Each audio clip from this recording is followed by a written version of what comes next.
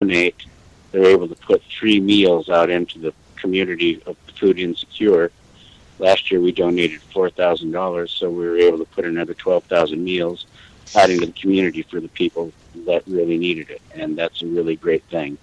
And it's about giving back to the community and being able to reach out to the community and say, hey, mead is here, and we're not just about making mead and selling mead. We're about enriching the community that we're in and helping those that are in need wherever we can.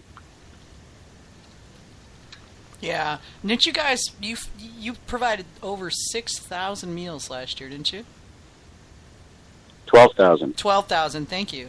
Wow. Yeah, so 12,000 meals were provided by what the Mazer Cup was able to donate to the Community Food Bank, and that's huge. That's huge. Do the math, guys. It really is. It's totally worth it, and you get to pour for the most enthusiastic mead crowd you will ever meet anywhere, and in the largest mead, in the largest public mead pouring on the planet, I think, honestly. Yeah, I think so too. I don't know of any ones that are larger than that. Not even Appomondia's mead events are larger than that, and that's the honey people. Oh, yeah. Not even close. I think they get maybe 100 entries or something like that in their little competition, which is, something that we want to look at as far as kind of modeling and things that we can take a look at and see how they move themselves around and such, or when the time's appropriate to build something up that we can move around a little bit. But at present, we just want to get through this one and make our donation and put a good event into the can. Mm-hmm. I think we're pretty close to that. We've got some new colors going on the mazers this year. We've mostly stuck to greens and blues. I'm not going to say what color it's going to look like or what the mazers themselves are going to look like, but they'll be a little different this year. Maybe a little brighter, a little more eye-catching. We've got, for the first time, like 550 home entries this year, which is going to be quite the number of mead to get through. Mm-hmm. But my competition directors, Ryan Thomas and Glenn Exline, assure me that we have adequate judging to get through that in a timely manner, which is why we opened it up from 500 to 550 and from 400 to 425. We have enough judges verified to be there so that we can get through it without putting anybody into palate fatigue, which is a big thing. I know my palate was getting fatigued just thinking about that many meetings. I mean, I adore judging at the Mazer Cup, and it's one of the highlights of my year. Oh, hell, it is a highlight of my year. What am I saying? My life is pretty boring. But I mean, it is. Just to go out there for a whole week and get to hang with some of my best friends and, people that's the only time I get to see them, and to taste some of the best meads on the planet. It doesn't get any better than that. It really doesn't. No, it really doesn't. It's definitely the highlight of my year. I don't know who you're calling boring. Yeah, Pete, just in case you didn't know, Hamish's wife loves him so much that she gave him, for his birthday, a 2-week trip to the States. You gotta love that. That's a good woman there. And she took her long service leave holiday to look after the kids while I went on holidays. Oh, that's love there. Wow. Oh, okay. We have another question, That's true Pete? love right there. Okay. David Webb asks, do you only announce the commercial winners or both the homebrew and commercial winners at the awards ceremony? We announce both of them at the commercial mead and at the awards ceremony. We announce commercial first, we follow with home.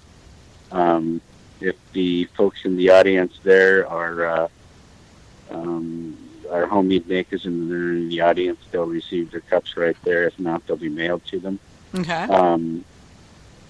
And, of course, commercial mead makers receive their medals right there on the spot. There's usually much ado, cheering, and the general ballyhooing of people winning multiple medals and having a good time. But this year we'll be able to admit some folks beyond the volunteers.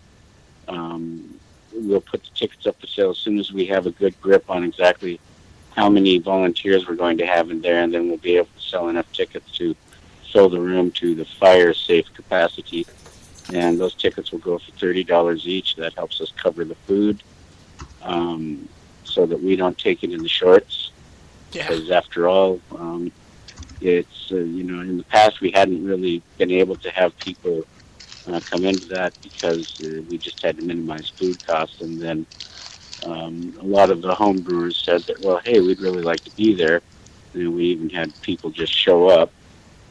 So we thought, well, if they want to come in and they want to show up, then let's go ahead and have them contribute to the cause and make sure that everybody gets enough food, and so that way we can sell them the tickets. They can come and pick up their awards and revel in the adoration of their fans for winning the medals that they win. That's right.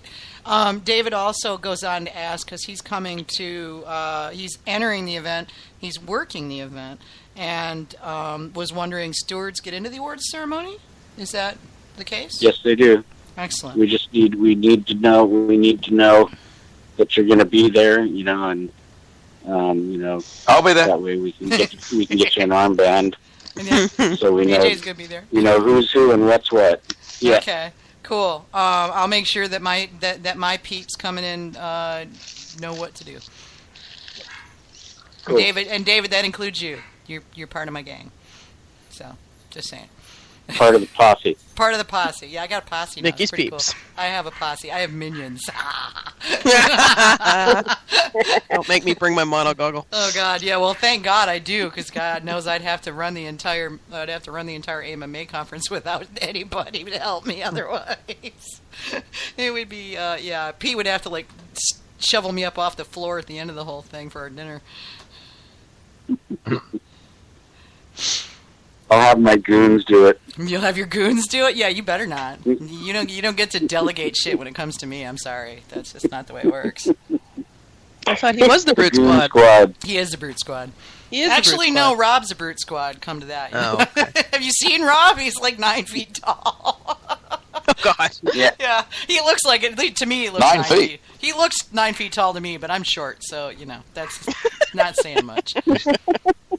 Is he an ent? Yeah, What so is that? this Well- sure should be a hoot. No, he's the Brute Squad. Yeah, he's a Brute Squad. Yeah. Don't you watch movies, Manny? There you go. Jeez, what do you do down there? It's always snowing down here. Right. No, where's Manny? He's in Miami. Manny's Miami. Miami, Miami. where they have coffee. Yeah. Coffee in Miami. Coffee in Miami. Because there aren't any actual Southerners down there. It's just all transplanted. No, New we all come Yorkers. from Queens. Yep. The whole city, except for the Cubans. They come from the other direction. They come right. Sounds like you need Have a West malted Coast. cafecito. Yeah. What was that, Shauna? Sounds like you need West Coast represent. Yeah. Yeah. Well, that's what I am. probably. I have. Isn't that Hamish? He's far to the west. That's the other West. I'm not I'm Midwest. just that's- deep south. That's all. Really deep. Really, south. really deep. Yeah, like just north of Antarctica deep. So deep south, I've never actually seen snow. So that will be interesting if Colorado gets cold. Oh, Manny's bringing the cigars Yeah. next year. Awesome. Oh, what's your elevation out there, too? Because Colorado's elevated. Yeah, it is very elevated.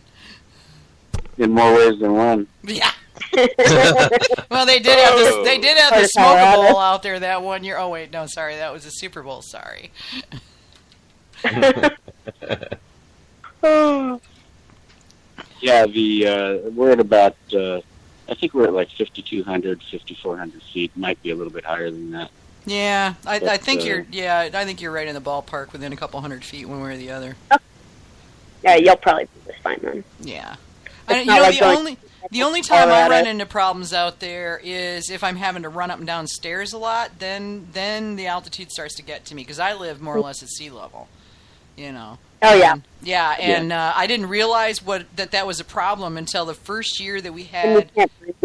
No, First year that we had the old International Mead Festival was, Pete, you remember when we had it in Denver? Oh, yeah, up and down the stairs. Oh my God, thought I was going to die.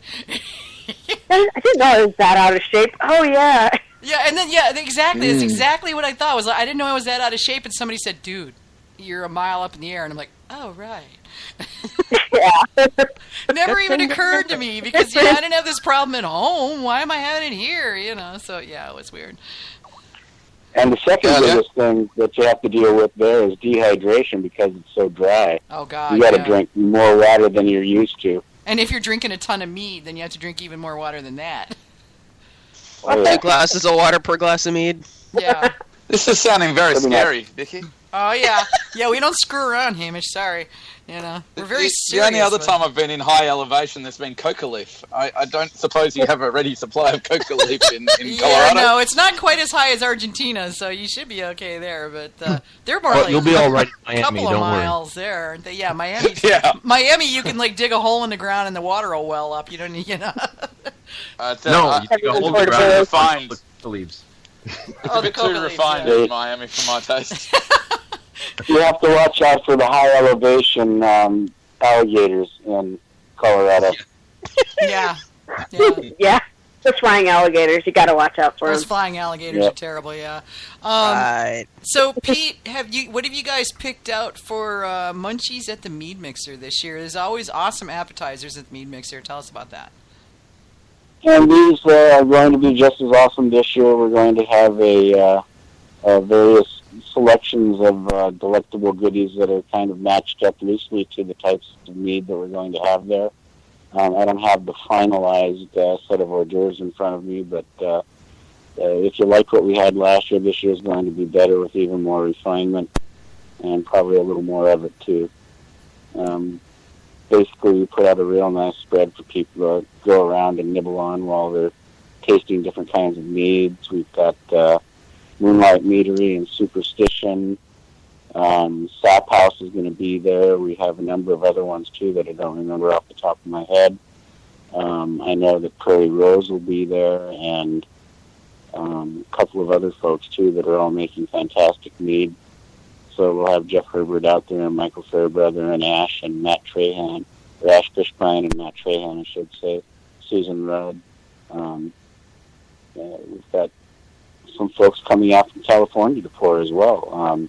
Golden Coast going to be there? They're in my neck of the woods here in Orange County. Oh, cool. I haven't seen anything from Golden Coast Meadery yet, but I'll lean on Frank. Planning on it. I'll lean on Frank for you. Yeah. He likes me. I should be able to talk him into it. So it's like I said, it's the collection of new people and the collection of longtime supporters. I'm thinking that Kirk from St. Ambrose is going to be there too, so we're looking forward to seeing them there. He is, yeah. And, he's bringing 3 of his don't get to see winemakers. very often anymore. Yeah. So, I'll go lean on White Winter too. They came out year before last. I don't know if they were out last year. That was the year I couldn't come. Right. Yeah. They weren't there last year. I know that. I already said Amber. I know Meridian Hive is going to be there as well. So they generally do very well at the competition. And we've had some of their meads featured at the UC Davis classes as well.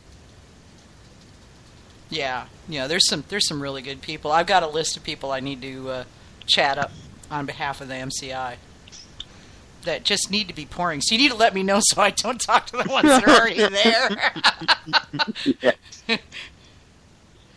Yeah, I'll definitely get a list to you of the folks that we've got verified, and we've got some folks making calls this week and next week as well. So yeah, we'll track them down and have them come out and pour mead for a good cause and an even better cause of getting mead out there in front of people who really like it. Yeah. Well, and it broadens the scope for people who maybe, like Shauna was saying earlier, the Idahoans, they're Shauna and Will are the first meadery in Idaho. And so we've got an entire population there who are not really familiar with mead. So to be able to create that kind of spread for anybody who wants to come in and check that out. You get to see really what mead all over America really looks like, and well, actually all over the world. Because I'm sure there's Canadian, possibly over. Who do you guys have? I mean, I know you mentioned some of the ones you've got coming, but who do you have coming from outside the U.S. for the mead mixer? I haven't seen a lot